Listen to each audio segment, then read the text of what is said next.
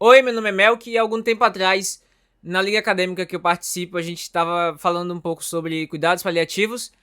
E eu lembro que há muito tempo atrás eu vi uma pesquisa que mostrava que as pessoas que têm uma crença em algo superior meio que tinham uma visão mais positiva quando estavam doentes. Era uma diferença mínima e essa é uma pesquisa que indica algo a respeito disso, mas não quer dizer que, porque você vai ser curado porque você acredita em Deus. Não é isso. Mas ainda assim, a relação que existe entre saúde, entre cuidados paliativos, entre espiritualidade e outras questões filosóficas, religiosas, culturais, antropológicas, sociológicas, é muito interessante para mim e o vídeo de hoje trata justamente sobre isso.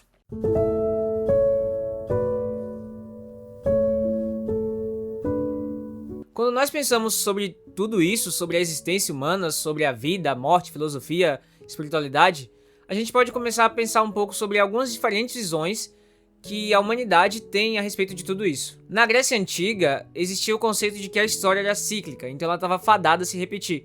E aí isso pode ser sintetizado, por exemplo, com Ouroboros, que é da crença grega, mas também tem um pezinho lá no Egito.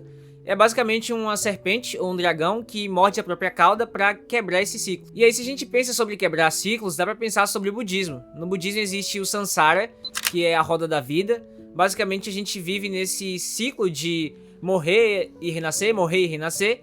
E aí a gente precisa conquistar um karma positivo, não sei se é esse o termo, mas a gente precisa conquistar um bom karma e precisa estar distante do sofrimento que é a vida. A gente precisa abandonar esse sofrimento, apesar da dor que é a existência humana, para que a gente consiga alcançar esse estado superior que é o Nirvana.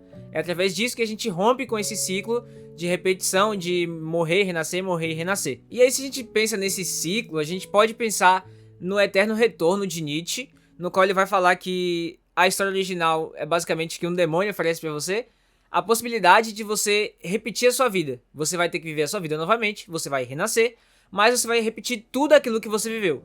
Todas as partes boas, todas as partes ruins, você vai repetir tudo de novo.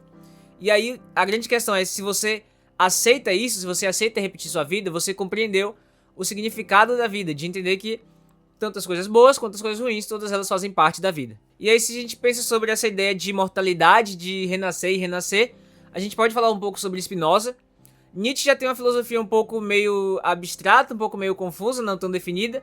E em relação à imortalidade, o Spinoza é ainda mais indefinido assim. O Deus de Spinoza é simplificando muito a natureza, e aí ele vai dizer que nós fazemos parte dessa natureza e por isso quando a gente morre, a nossa mente meio que continua viva porque ela faz parte da natureza.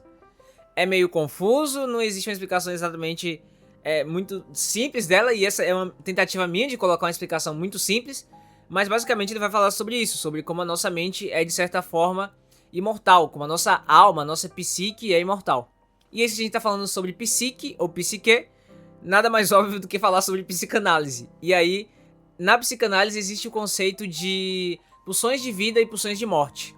Pulsões de vida são aquelas pulsões que aumentam o caos psíquico, e pulsões de morte são aquelas que diminuem o caos psíquico. O caos psíquico, essa é um termo meu, mas basicamente existe um conflito psíquico travado entre as instâncias do sistema psíquico, entre o id, o ego e o superego.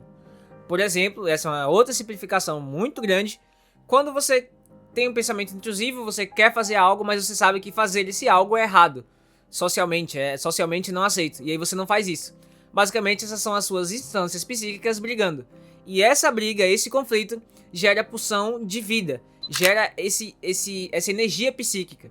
Do contrário, as pulsões de morte acontecem quando a gente quer acabar com essa energia psíquica, com esse conflito, com esse caos. E aí as pulsões de morte, basicamente, elas incluem essa ideia de querer diminuir esse caos, diminuir esse conflito entre as instâncias psíquicas. E aí, se a gente fala sobre vida e morte, a gente pode falar sobre a fenomenologia. Um dos expoentes da fenomenologia é Heidegger. A pronúncia certa seria Heidegger, porque começa com H, mas enfim. E aí, sempre que a gente fala sobre Heidegger, é preciso falar que ele é amigo lá do Bigodinho, não o Charlie Chaplin, o outro Bigodinho. E aí ele tem o conceito de Dasein, que é basicamente ser para a morte. A ideia é que existe uma consciência coletiva chamada Dasman, que é uma voz que fica falando pra gente, tipo assim, faz o que tá todo mundo fazendo, basicamente isso. Então, segue quem tá todo mundo seguindo, vai, segue a Virgínia aí, aposta no Tigrinho aí, torce pro Flamengo aí. O que todo mundo tá fazendo, você meio que é influenciado a fazer. E aí quando a gente se depara com a finitude da vida e quando nós olhamos para o abismo da morte, é que nós percebemos que a nossa vida é pequena demais e a gente precisa viver ela com um significado profundo. A gente não pode fazer o que está todo mundo fazendo. A gente precisa viver a vida com um sentido que é próprio, com um sentido que é único. E é a partir disso que a gente pode viver para a morte, ser para a morte. E aí, se a gente falou sobre o Bigodinho, dá pra falar também sobre Viktor Frankl. Ele não era amigo do Bigodinho, ele era judeu, e aí ele passou alguns anos em alguns campos de concentração, incluindo Auschwitz. E aí, durante esse período, ele começou a escrever o que seria a teoria da logoterapia, a filosofia, que também é uma abordagem psicológica da logoterapia. Ele foi ajudado pela esposa dele, Alice Frankl, e por outras pessoas. E aí, essa abordagem, entre outras coisas, vai falar sobre a busca de sentido. Inclusive, ele tem um livro chamado Em Busca de Sentido. Basicamente, ele vai dizer que a gente pode encontrar sentido ressignificando mesmo essas coisas mais dolorosas. E ele tem muita propriedade para falar sobre isso. Sobre o peso que é a vida, sobre o sofrimento e sobre como encontrar sentido nisso. E aí, se a gente voltar um pouquinho para falar sobre Spinoza, Roberto Romano, ao falar sobre o Spinoza, ele diz o seguinte: não percebemos sempre, mas o trato com os nossos semelhantes é garantia de vida, saúde e felicidade. Parece incrível numa ordem social capitalista constatar que a individualidade isolada segue rumo à morte. Só temos consciência de quem somos porque os outros nos alertam para a nossa singularidade. Um coletivo sem abertura ao outro é quase um ajuntamento morto. Basicamente, a ideia que o Roberto Romano está falando, que o Spinoza vai trazer mais ou menos, é sobre como a nossa existência ela é percebida quando nós nos deparamos com o outro. É a partir de conhecer o outro que a gente percebe quem nós somos. Isso tem um pouquinho a ver com a fenomenologia, sobre perceber os fenômenos em essência e sobre isso ser possível ao nós nos depararmos com essa realidade que nos difere dos outros. E aí, pensando sobre isso, a gente pensa justamente sobre os cuidados paliativos, porque os cuidados paliativos são voltados a perceber o outro. Assim como outros cuidados, eles são voltados a perceber o outro. Mas eu acho que existe uma relação entre a forma que a gente percebe a existência, as diferentes visões da existência, as diferentes visões filosóficas a respeito da vida humana e sobre como isso se relaciona a perceber a existência em coletividade, a existência holística da humanidade e como isso tem a ver com os cuidados paliativos. E aí, se você não sabe o que é cuidados paliativos ou se você acha que é tratar pessoas com câncer, é muito diferente disso. E a gente pode perceber isso através da definição da OMS, que diz o seguinte: seja qual for a causa do sofrimento, doença cardiovascular, câncer, falência de órgãos importantes, tuberculose resistente a medicamentos, queimaduras graves, doença crônica em estágio terminal, trauma agudo, prematuridade extrema ao nascer ou fragilidade extrema da velhice, os cuidados paliativos podem ser necessários e devem estar disponíveis em todos os níveis de atenção. Então, basicamente, o que a OMS está trazendo aí é que os cuidados paliativos não se resumem a tratar câncer ou cuidar de pessoas idosas, não é isso. Os cuidados paliativos, eles são cuidados voltados a tratar e garantir a qualidade de vida para todas as pessoas que têm um risco de vida. Alguma coisa que oferece um sofrimento, que oferece uma vulnerabilidade à vida, é para isso que os cuidados paliativos estão voltados. Então não é somente para tratar pessoas que estão para morrer. Esse é o conceito mais comum, mas a definição de cuidados paliativos é um cuidado integrado, um cuidado que visa a qualidade de vida de pessoas que têm alguma limitação ou algo que cause alguma fragilidade à vida. Então, como deu para perceber pelo texto, queimaduras graves, doença crônica em estágio terminal, câncer também, prematuridade ao nascer. Então, são diversas situações que geram uma fragilidade da vida ou que geram algum prejuízo à vida, e por isso os cuidados paliativos são direcionados a diversas situações.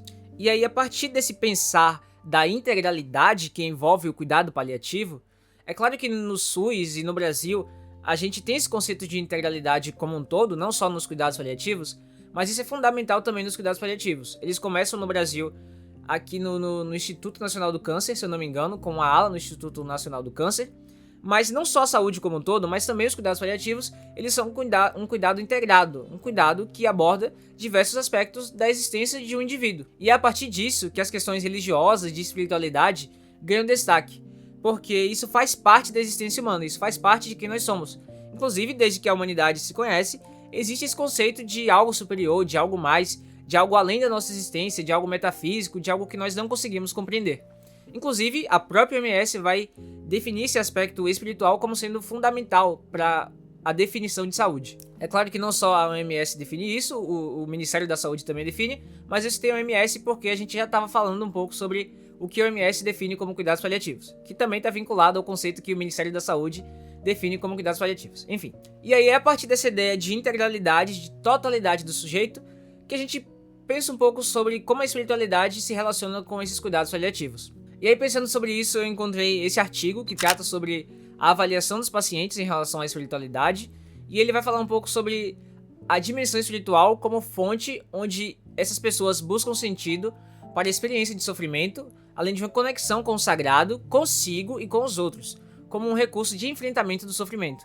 Então, basicamente, o que esse artigo está mostrando é que a dimensão espiritual é onde as pessoas vão buscar sentido para a existência, onde elas vão buscar entender essa conexão com os outros e com a própria existência delas, sabe? Não só em relação às outras pessoas, mas introspectivo também. Então, no artigo, eles perceberam que existem muitas dificuldades decorrentes de uma situação de doença ou de algo que vai gerar uma fragilidade da vida. E aí, no levantamento que eles fizeram, emergiram algumas questões referidas a dificuldades em estabelecer conexão consigo mesmo e com os outros. E aí, a espiritualidade ajuda nisso a partir do momento em que essa visão de algo superior e da beleza da existência humana, no sentido de que existe um ser superior ou algo superior que criou a humanidade, é benéfico por isso. Esse é só um dos exemplos de como as pessoas vão enxergar a espiritualidade como esse motivador para um bom relacionamento consigo e com os outros. Um dos outros exemplos envolve a ideia de que existe um mundo superior e por isso esse sofrimento é passageiro. E talvez isso seja muito comum para você pensar a respeito disso, porque é uma ideia que a gente constrói de que esse sofrimento é passageiro porque existe um mundo superior. É algo bem comum, já que a gente vive numa sociedade majoritariamente cristã, e mesmo que você não seja cristão, a gente conhece o cristianismo, mesmo que a gente nunca tenha tido nenhuma influência assim direta do cristianismo, sabe? É claro que essa pesquisa não se resume somente ao cristianismo, mas eu tô citando só um dos exemplos de como a espiritualidade afeta essa visão. E aí, quando a gente fala sobre isso, existem alguns relatos de caso que não tratam tanto da espiritualidade, mas eles vão falar sobre como algumas pessoas que estão em cuidados paliativos, elas acabam se fechando para pedir ajuda de outras pessoas, para compreender a doença e para se entender nesse processo. E aí a espiritualidade pode contribuir com isso, justamente porque ela pode permitir uma abertura maior a entender que esse tratamento gera qualidade de vida, que ele não quer dizer que você vai morrer ou algo do tipo, e ajuda também a conectar as pessoas, não só com o próprio conceito, mas também com a família, que muitas vezes as pessoas acabam se afastando durante esse tratamento e coisas do tipo. Se eu citei alguns exemplos sobre os sentidos que são atribuídos à espiritualidade, o segundo artigo que eu encontrei trata justamente sobre esses sentidos da espiritualidade. Os pesquisadores observaram que a fé é como uma experiência de cura, apoio e confiança, e perceberam também a busca de sentido e ressignificação da vida. Então, como eu citei nesses exemplos que estão relacionados com o primeiro artigo, o segundo artigo debruça-se justamente sobre isso, sobre como a fé ela vai manifestar essa esperança de cura, de que você tem um apoio, de que você pode confiar em um ser superior que te criou e que existe uma esperança de um milagre, de que isso pode ser algo passageiro, essa perda de alguns aspectos da vida, esse prejuízo na vida pode ser algo passageiro, como é em alguns casos de cuidados paliativos. E aí, além disso, tem também a busca pelo sentido, pela ressignificação da vida. Porque a partir do momento em que ocorre o adoecimento e que você se vê diante de um luto, né? Existe esse conceito de que, eu não sei se é um conceito exatamente da psicanálise, ou se isso é mais abrangente, a psicologia como um todo, mas basicamente tudo que envolve uma perda envolve um luto. Então, se a pessoa perde algum recurso da sua vida, algo que fazia parte da sua existência, isso vai gerar um luto, porque ela perdeu algo. E aí, nesse caso, é esse adoecimento. E aí, diante desse adoecimento, ou em alguns casos de cuidados paliativos da possibilidade de morte ou da fragilidade da vida, as pessoas são levadas a refletir sobre a vida, sobre a morte, sobre a existência humana e a buscar o sentido para essa existência, para essa vida. E aí é a partir disso que as pessoas podem ressignificar, através da espiritualidade, essa relação que elas têm com a vida, com a morte, com tudo isso. E é a partir disso também que elas vão buscar recursos de apoio, sabe? De buscar os familiares, os amigos, de aceitar o tratamento. Então, a espiritualidade pode permitir que as pessoas enxerguem as coisas com maneira positiva e assim elas têm a abertura para o tratamento e para essa rede de apoio que envolve amigos, familiares, pessoas próximas de um modo geral.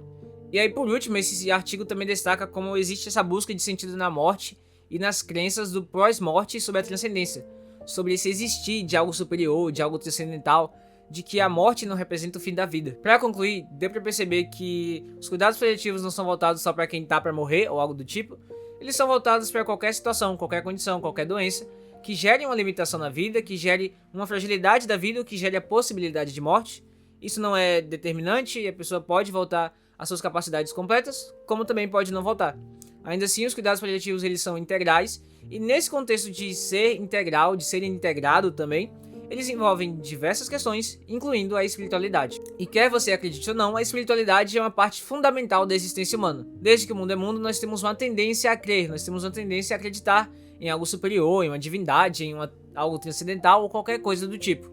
Sendo assim, ainda que a gente perceba, principalmente no nosso mundo, em alguns lugares específicos, influências muito negativas voltadas à religião, a religião tem um papel muito positivo para as pessoas. E quer você creia ou não, a gente precisa pensar sobre como construir bons exemplos de espiritualidade, porque esse é um fenômeno inerente à existência humana. Basicamente era isso que eu tinha para falar. Se você acredita em alguma coisa, fica com essa coisa aí junto de você. Se você não acredita, fica com nada junto de você também aí. E antes que eu esqueça, aproveite o dia.